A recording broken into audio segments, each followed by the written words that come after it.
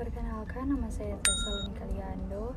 Saya akan menjelaskan materi tentang pemanfaatan teknologi keuangan dalam bisnis dan pengertian bank umum.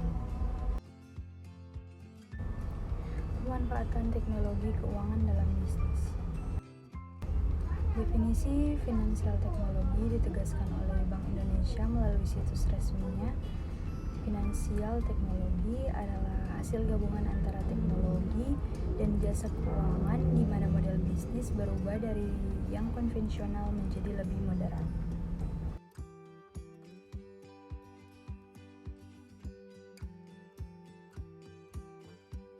Vintage sekarang menggambarkan berbagai aktivitas keuangan seperti transfer uang, menyetorkan cek dengan ponsel cerdas, contohnya m-banking, melewati cabang bank untuk mengajukan kredit, mengumpulkan uang untuk memulai bisnis atau mengelola investasi Anda, dan umumnya tanpa bantuan seseorang.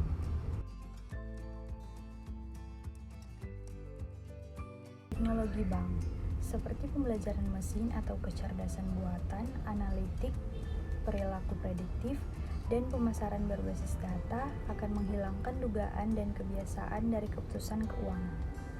Teknologi keuangan juga dimanfaatkan untuk memerangi penipuan dengan memanfaatkan informasi tentang riwayat pembayaran untuk menandai transaksi yang berada di luar norma.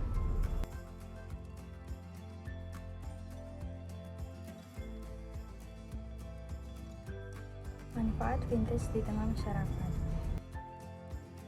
Vintage dapat membantu perkembangan perusahaan startup baru. Vintage dapat meningkatkan taraf hidup. Vintage dapat merangsang angka perkembangan Bitcoin. Vintage dapat mengurangi jumlah pinjaman yang berbunga tinggi dan kemudahan layanan finansial.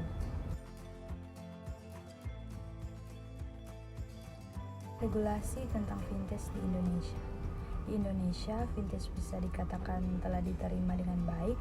Per Januari 2018 lalu, jumlah pengguna vintage di Indonesia sudah mencapai sekitar 260.000 orang. Hal ini juga didukung dengan adanya regulasi resmi dari pemerintah melalui Bank Indonesia terkait penerapan vintage. Ada 3 dasar hukum yang dijadikan landasan, yaitu yang pertama, Surat Edaran Bank Indonesia nomor 18/22/DKSP perihal penyelenggaraan layanan keuangan digital, dan yang kedua, Peraturan Bank Indonesia nomor 18/40/PBI/2016 tentang penyelenggaraan pemrosesan transaksi pembayaran.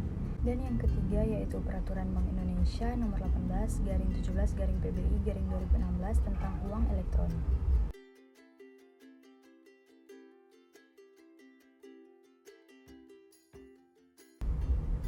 Pengertian bank umum.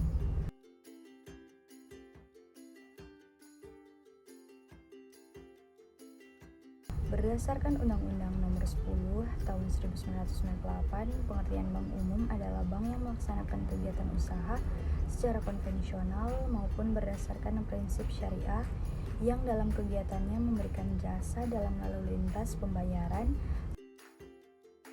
Sedangkan berdasarkan Peraturan Bank Indonesia Nomor 9/7/PBI/2007, bank umum didefinisikan sebagai bank yang kegiatannya memberi jasa dalam lalu lintas pembayaran. Dalam usahanya secara konvensional atau berdasarkan prinsip syariah, bank umum disebut juga bank komersial dalam kurung commercial bank. Jasa yang diberikan bank umum bersifat umum, artinya bisa memberi berbagai jenis jasa perbankan.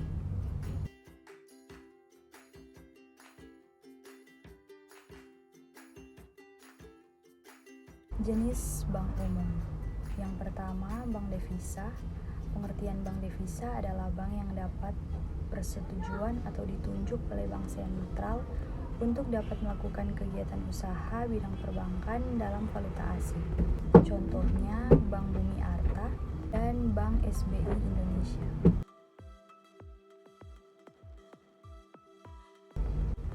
Jenis yang kedua yaitu bank non-devisa.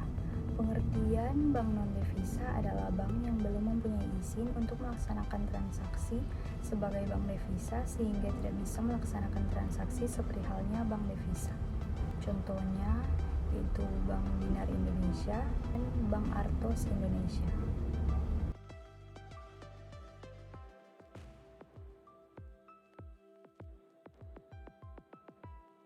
Halo, saya Teresia Sibarani. Di sini saya akan menjelaskan tentang materi bank umum. Materi selanjutnya yaitu tentang manajemen bank umum.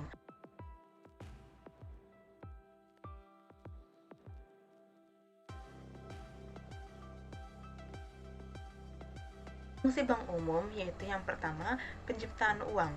Uang diciptakan, bank umum adalah uang giral, yaitu alat pembayaran lewat mekanisme pemindahan atau bisa disebut dengan clearing.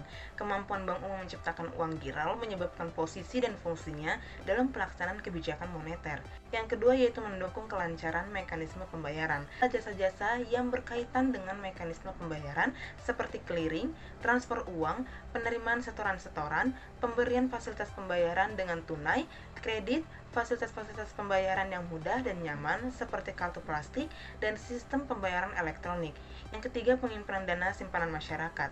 Di Indonesia, dana simpanan terdiri atas giro, deposito berjangka, sertifikat deposito, tabungan, dan atau bentuk lainnya yang dapat dipersamakan dengan itu. Yang keempat yaitu mendukung kelancaran transaksi internasional. Kehadiran bank umum yang beroperasi dalam skala internasional akan memudahkan penyelesaian transaksi-transaksi tersebut. Yang kelima, penyimpanan barang-barang berharga. Masyarakat dapat menyimpan barang-barang berharga yang dimilikinya seperti perhiasan, uang, dan ijazah dalam kotak-kotak yang sengaja disediakan oleh bank untuk disewa atau safety box atau safe deposit box. Yang keenam yaitu pemberian jasa-jasa lainnya. Saat ini kita sudah dapat membayar listrik, telepon, membeli pulsa telepon seluler, mengirim uang melalui ATM, membayar gaji pegawai dengan menggunakan jasa-jasa bank.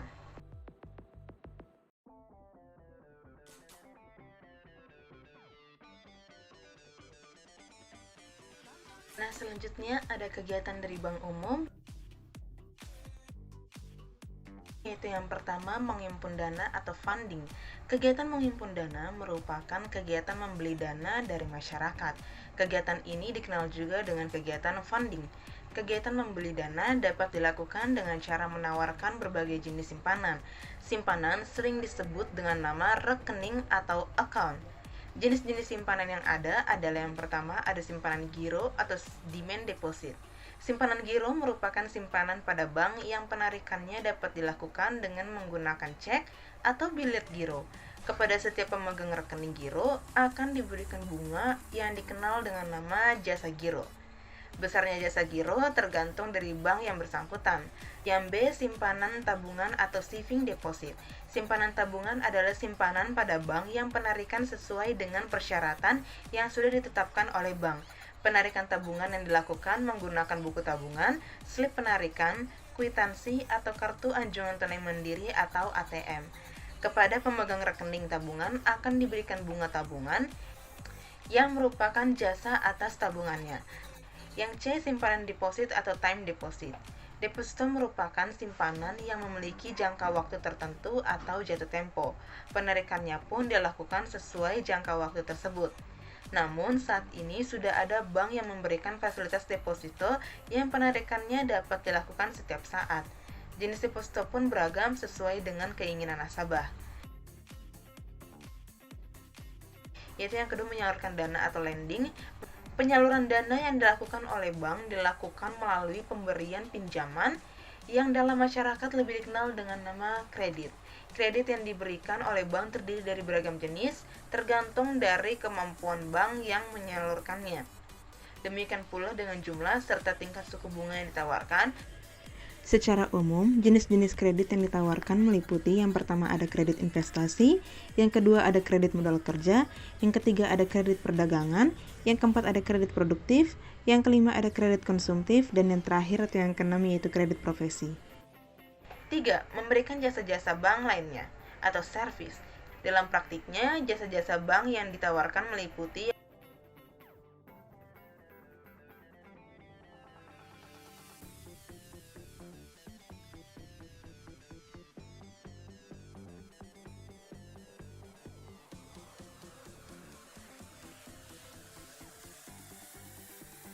Selanjutnya ada produk-produk bank umum.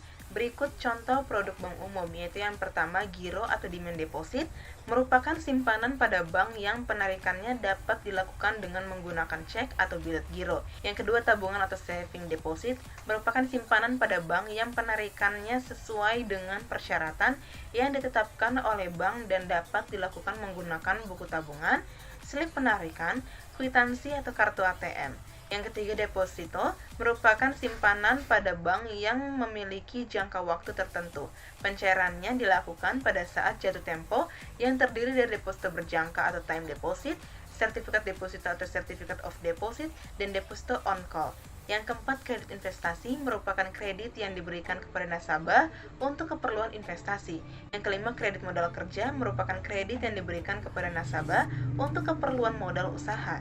Yang keenam, kredit perdagangan merupakan kredit yang diberikan kepada nasabah untuk memperbesar atau memperlancar kegiatan perdagangan. Yang ketujuh, kredit produktif merupakan kredit yang dapat berupa investasi, modal kerja, atau perdagangan. Yang kedelapan, kredit konsumtif merupakan kredit yang diberikan kepada nasabah untuk keperluan konsumsi. Yang kesembilan, kredit profesi merupakan kredit yang diberikan kepada kalangan profesional. Yang kesepuluh, kredit sindikasi merupakan kredit yang diberikan kepada debitur korporasi secara bersama-sama dengan beberapa bank lain. Yang kesebelas, kredit program merupakan kredit yang diberikan bank dalam rangka memenuhi suatu program pemerintah.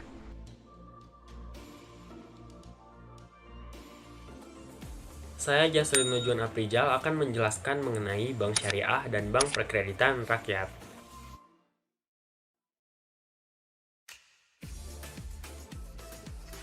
Bank syariah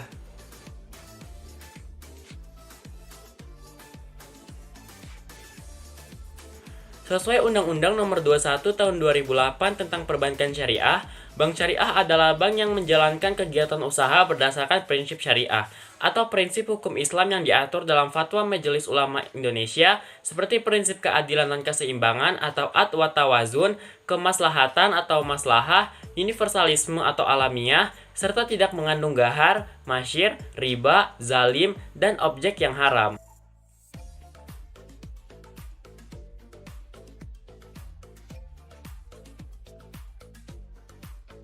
Bank umum syariah yang berdiri sesuai dengan akta pendiriannya, maka bukan merupakan bagian dari bank konvensional.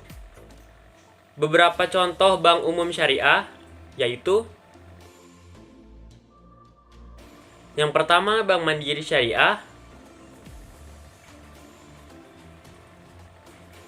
dan yang kedua, Bank Muamalat Indonesia.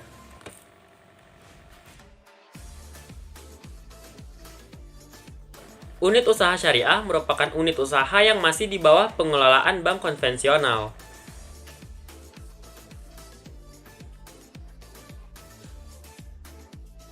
Unit usaha syariah atau UUS adalah unit kerja dari kantor pusat bank konvensional yang berfungsi sebagai kantor induk dari kantor atau unit yang melaksanakan kegiatan usaha berdasarkan prinsip syariah atau prinsip Islam. Untuk contohnya yaitu BNI Syariah.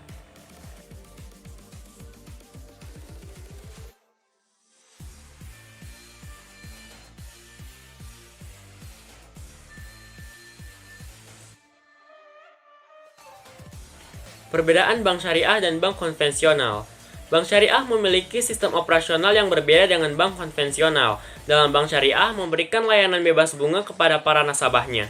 Dalam sistem operasional bank syariah, penarikan bunga dilarang dalam semua bentuk transaksi apapun. Bank syariah tidak mengenal yang namanya sistem bunga, baik itu bunga yang diperoleh dari nasabah yang meminjam uang atau bunga yang dibayar kepada penyimpan dana di bank syariah. Dalam bank syariah hanya mengenal riba atau bagi hasil pada semua akad yang dipraktekkan dalam bank syariah.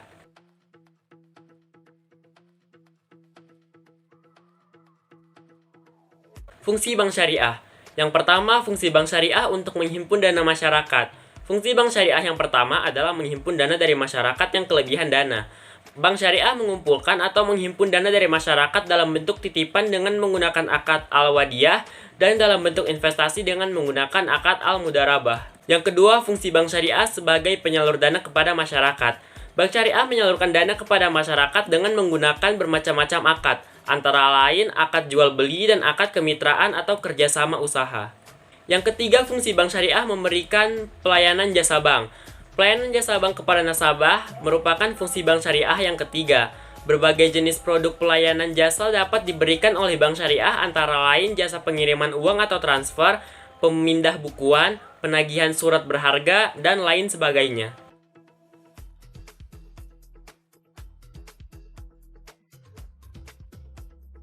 Prinsip bank syariah.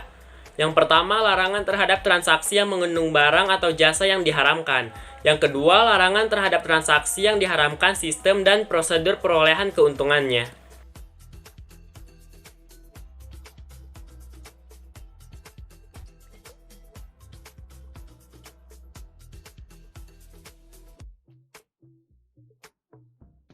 Untuk materi terakhir, Bank Perkreditan Rakyat atau BPR.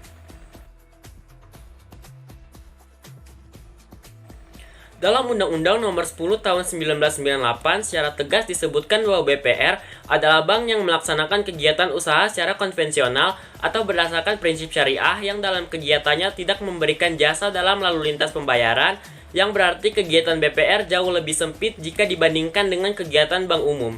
Karena BPR dilarang menerima simpanan giro, kegiatan falas, dan perasuransian.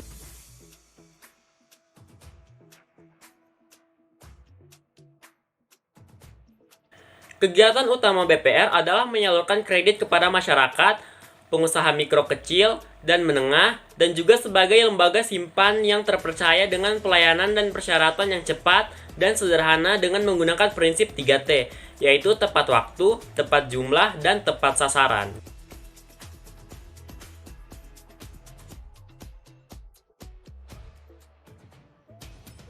Perbedaan utama antara bank umum dengan BPR terletak pada pemberian jasa lalu lintas pembayaran.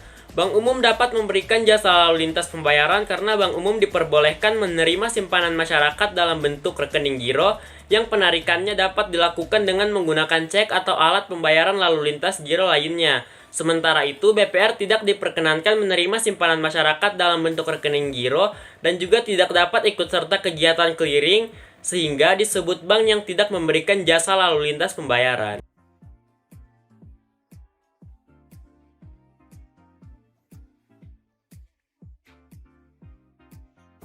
Fungsi dan tugas BPR.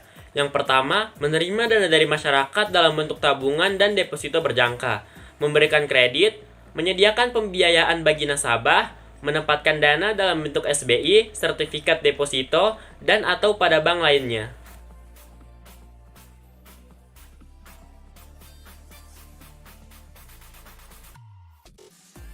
Tujuan BPR, menunjang pelaksanaan pembangunan nasional dalam rangka meningkatkan pemerataan, meningkatkan pertumbuhan ekonomi, meningkatkan stabilitas nasional ke arah peningkatan kesejahteraan rakyat banyak.